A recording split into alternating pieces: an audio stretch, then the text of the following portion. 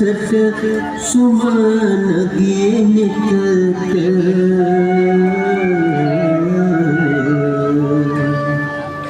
පෙනුණා බුදුන් වඩිනා හැටි ඉදිරියට.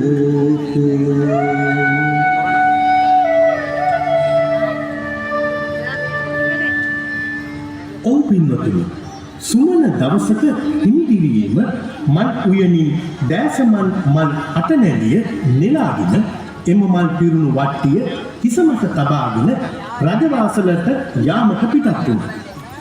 මල් උයනින් පිටතට බසින විටම ඔය අංක 5 දරන රූපරාමුවේ පෙන්වා දෙන පරිදි සුමන මල්කරුට දකින්නට ලැබුණා බුදුන් වහන්සේ සිරසින් බුදු රැස් විහිදුවමින් පිඬුසිඟා වඩින අන්දම.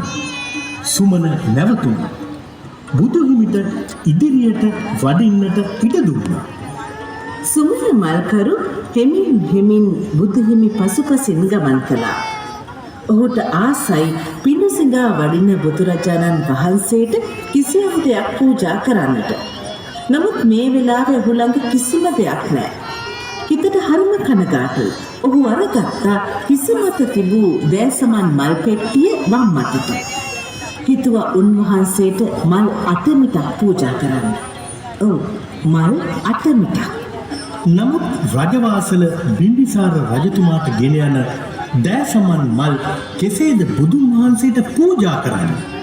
රජවාසලට මල් නොදුන්නොත් රජතුමා කෝප ගනීද? බිම්බිසාර රජතුමා තදින් නීතිය රකින්න කෙනෙක්. නියෝග කඩන අයව මරා දානවා. පවුල් පිටින් මරනවා.